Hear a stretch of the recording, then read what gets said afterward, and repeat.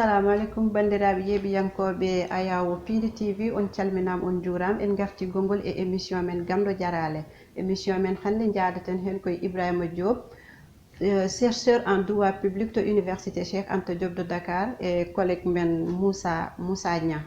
Ibrahima Diop salamu alaikum a salminama. Wa alaikum salam Habsatou a salmitama. Merci ko jaabiɗa ko invitation amen.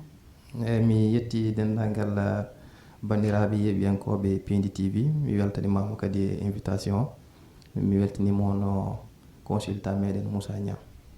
Moussa Niang a salminama. A salminama Habs en calmini ya Ibrahima Diop mon frère en calmini ganduɗa ko yeɓiyankoɓe Pindi TV tawtere nder bo leydi kala weltare arde joddade ma ɗo e Gamɗo Jarala hen sen jarta guure ma en jaara information. Jarama Moussa Niang. Ibrahima Diop gartaten aussi koye coup d'état ji tawteɗi ɗo yete Afrique banggue hirnaki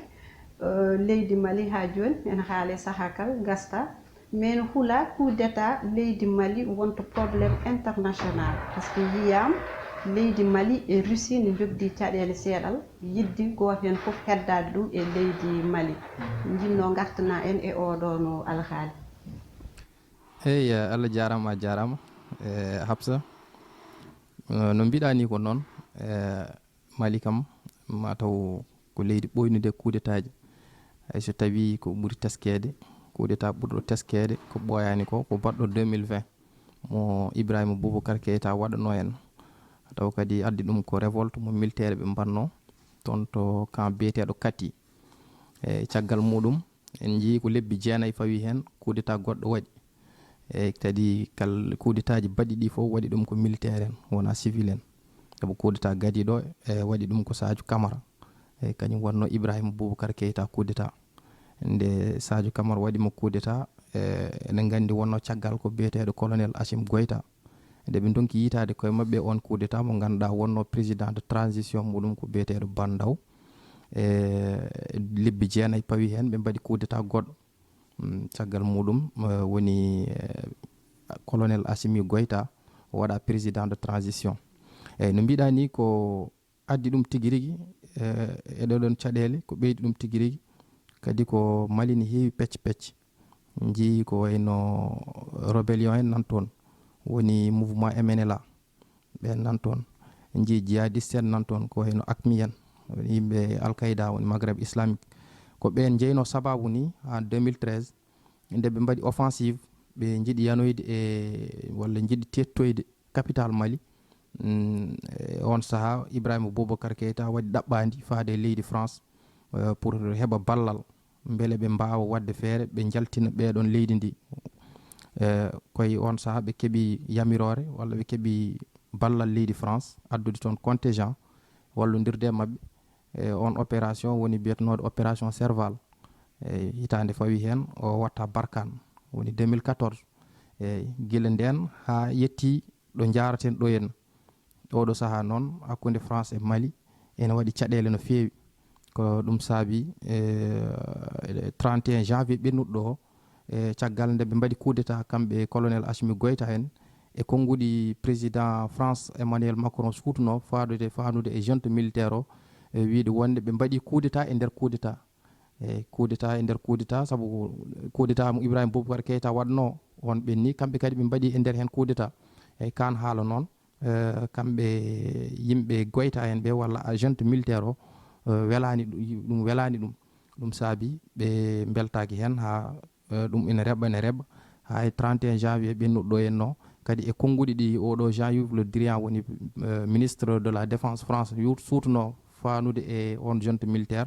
ɗum tagui ɓe mbi il faut ambassade France yalta toon jalta leydi Mali 31 janvier ɓennuɗo ɗo henno ɗum ene reɓa haaɓe mbi wonde France yo wat feere yo soldateɓe muɗum jaltu leydi Mali ha laaɓa ko ɗum saabi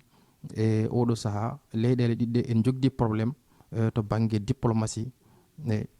ko ɗum woni ko mbawɗen hen tongude pour l'instant. Joni est ce que enen mbawi wiide caɗele gonɗe ɗe hakkude leydi Mali e leydi France Russie e France mbawrani ɓe jiiɗi utiliser leydi Mali pour ɓe degla probléme aji mabɓe kamɓe hakkude leyɗele ɗiɗi européen ɗi. Aɗa andi kam ɗum ko hunde ɓoyde e nder géopolitique leydi foof ene yiɗi jogade influence surtout kamɓe les grandes puissances eɓe jiiɗi jogade influence e leyɗele tokose ɗe ko on probléme woni hakkude Russie e Ukraine guila Ukraine wi wonde ene yalta walla ene woɗɗoɓe seeɗa ene jeeya ko wiyete ko organisation du traité de l'Atlantique Nord en jii guila nden probléme nan toon e banggue biyeteɗo Donbass o kamɓe Russie eɓene cakki rebeleɓe wonɓe toon pour yo mbat feere mbiyeten keɓa indépendance mumen gara jeyte e mabɓe ga banggue Mali gane haysoɓe jiiɗani Mali yo won e jimadi mabɓe kono kam intérêt ji mabɓe nan toon kamɓe Russen ɓe surtout intérêt économique to on banggue wona Russie et France oɗo saaha jogdi confrontation directe par ce que Russie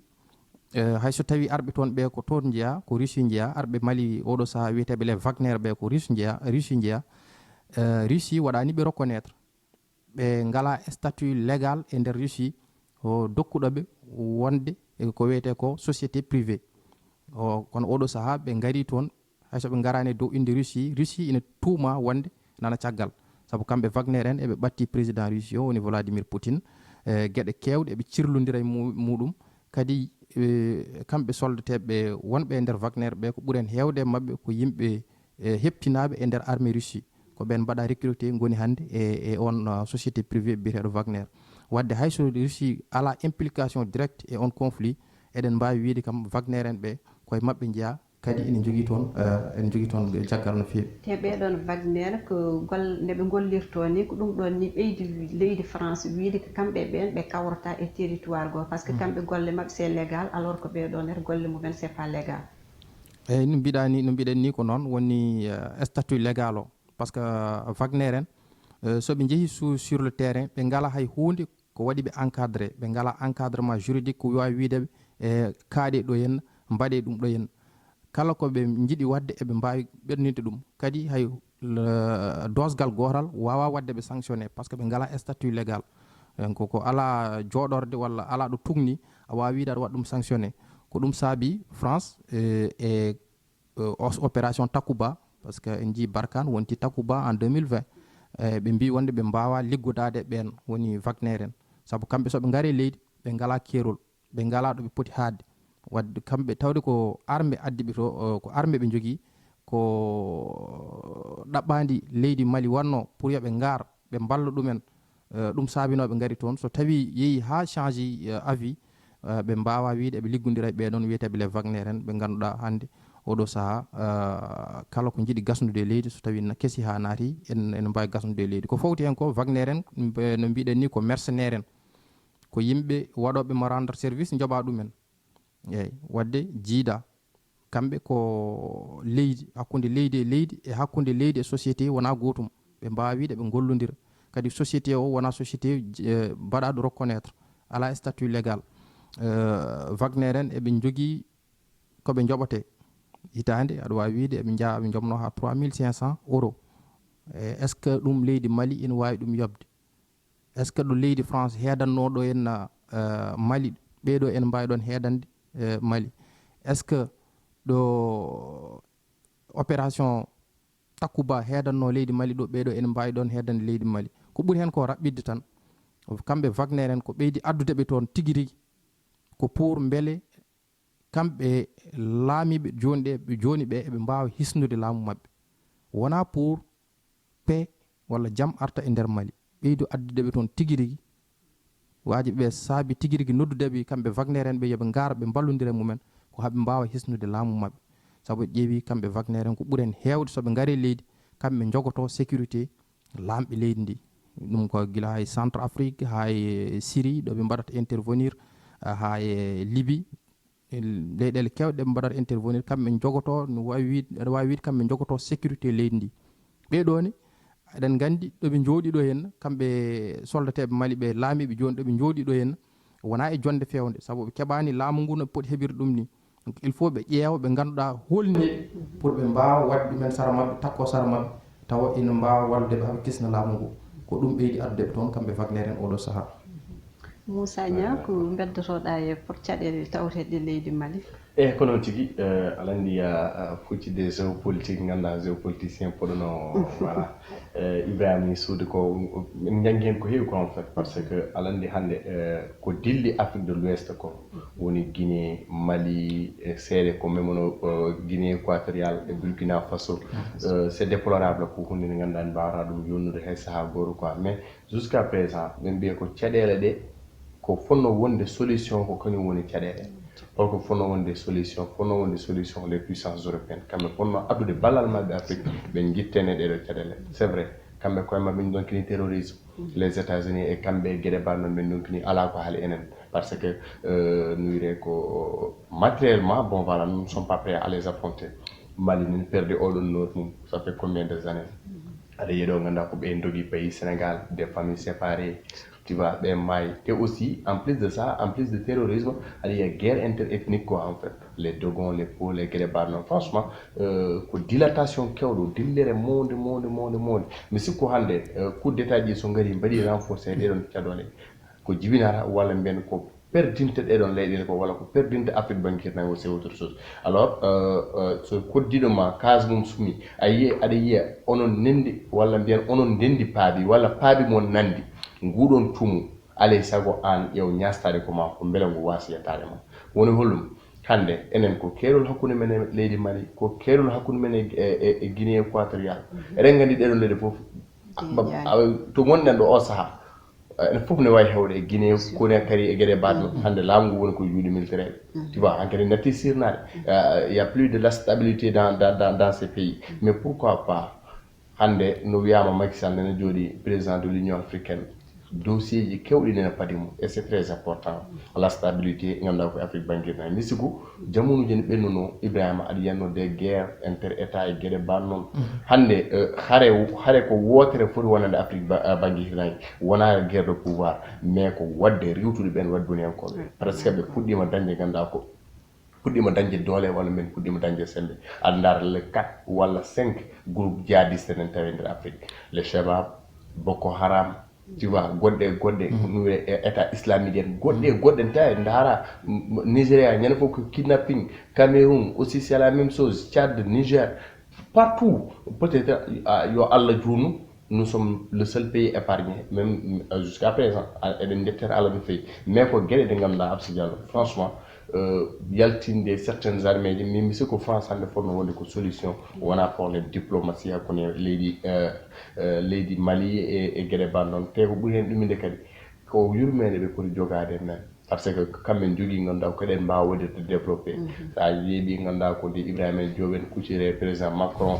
les jeunes d'Afrique face au président Macron ɓe kaldima ko heewi minen min famde doole hamin keeɓi doole kono mbawi wallude min alan ɗiɗon kongi rek ene waɗi daw yaram quoi mais so tawi tan présence armée française e nder Mali ene wonno tan impacte positivement tu vois parce que kamɓe mbawi faama armée Mali force des armées maliennes kamɓe mbawi ɗumen mais so tawi tan positivement ene wonno arrangé ganduɗa ko ɓen tawre toon te tawle ndi boni est ce que Ibrahima Boubacar Keïta s'il était au pouvoir hande mo wi yomo gumuron non wiyata noon bon voilà ko faveur makko mais leydi han kadi wonti leydi konninkoɓe bon voilà yo Allah faam kono no mbiɗa ni ha joni ko leydi men Sénégal woni pays badɗo épargne et espérons ko ɗum waɗa continuer ha ko ɓoya Moussa Nia 6 février jowtuɗo jeegom lewru nduɗo Sénégal wonno champion d'Afrique nawgas e ɗiɗi février oɗo ma Sénégal uddita stade mum norme FIFA to Diamniadio ko coïncidence enen mbawi wiide ko coïncidence kala 6 février o haqqillam lutimi e Lilian Gatoune voilà Silmark le Sénégal est champion d'Afrique baɗoɗi raisonné voilà hande ganda soɓe fof gandi Lilian Gatoune walla bon voilà soɓe fof mbatti hen kadi farnade oɗo mot quoi malheureux tout à l'heure face à l'exercice Sadio Mané Silmark voilà Habibé ne veut pas rester debout tu vois donc nak ko moment mo ganduɗa ko yejjidi ɗum weeɓade comme par exemple Pape Boubou Diop ne marquera contre France 2002 c'est inoubliable kala nde darrama sabbir hoore mo Sadio Mané France Mouhamadou Abou Gabal on moment kadi c'est historique franchement il y avait de la pression waɓe namen photo kuli jalti Salou fof kuli ndeyssan tu vois et aussi nuyre beelamma gendire c'est une joie nationale yimɓe guuri ɗum ha joni kadi yimɓe ne jokki guurde ɗum quoi parce que c'est la première fois ko hunde ɓoyde sabbede des générations wadi marqué yimbe Absa Diallo surtout nganda ko des gens qui ont bravé tout yimbe hokkirbe ije mojo ko kir tampere mo hokkir warnyangi mon alors ko trophée tawande nan do woni yara mo ko bugu job Abdou Karim Bitno Merci Jules François Bertrand Bocandé ko woni nganda ko Ablaye Thiam adiyana les gradés de Léopold de l'Estade Léopold Sédar Senghor on wori kado labo mo honga tu vois deuxième gagne il n'est plus là parce qu'on a une coupe d'Afrique vidéo mako ko goren doga ngir yalla vous pouvez le faire c'est tellement émotionnel quoi le faire ni yurmini no fewi coupe d'Afrique wari te warando tu vois donc mad andi so tay may ben jiwul ils sont fiers bon voilà de ce lien de la terre quoi kadi ko buri hen wadde affaire wala coïncider o do ganda ko o do bisou c'est de mbay inde dem non quoi on bisou ko du cœur de Dakar ganda ko norme FIFA fofu ne wadde répondre kadi ganda ko stade patamala mo hay tuba mbiye ko sen dara mo wadam men ko ayawo alliance arena mo Bayern Munich tu vois donc nak pourquoi pas ande c'était dañi hono mako tagen wala nayen bon voilà Sénégal iwe e cadele ngandati bangé dingre parce que yindo à un certain moment mele stade Thiès ma wade homologué wala watta homologué wadi no cadele e haala kewdi en donc kino nganda o gede kewde parce que nde stade Léopold Sédar Senghor du pado c'était en 2013 si ma mémoire est bonne match men éliminatoire retour contre la Côte d'Ivoire peut-être nous ko Maroc donc ko was jogar dingrete pourquoi pas aussi la Fédération sénégalaise de football a jogi envie de organiser une compétition mais bon pas la côté déficit d'infrastructure to nyipinte nous bon on a cadélé quoi franchement c'est un plaisir vraiment oɗo stade mo mbiɗa o waɗama reconnaître norme FIFA mais est ce que sen joguima oɗo stade goto tan kala joguiɗen match aji ene joué hen tawma oɗo mako ɓooya gurdam stade o ma ɓooya exactement wona question rek ko oɗo ari hankadi ne bon voilà bangue infrastructure état o hanna ɗum ɗo comme que wadde débloqué 150 milliards wadde ganda ko on stade de 50 000 places mais sikko wona ɗo tan ɓe ɓuri hadde parce que bon voilà Sénégal c'est un pays de football parce que hande gandara classement FIFA ça fait 38 mois ko enen gardi bangue Afrique bon voilà et aussi nous faisons partie des top 20 des mondial quoi donc sa daari rek stade Léopold Sédar Senghor nanon sa daari hande alentour mum ko gueɗe bonne dirani nder to ko bamamɓe tawararon kuɗo ko yori kon bon voilà waɗi ɗum ko wasi jogede jogal moƴƴa sodama comité d'arnare dara Demba Diop je ne sais pas si c'était en 2018 jusqu'à présent manda ko 2018 2019 2017 jusqu'à présent nene boni a fewnata hay goto yurneta ko ɗiɗon alhaali donc nak mi sikku ganda ko oɗon banggue en tant que bon Sénégal c'est un pays de foot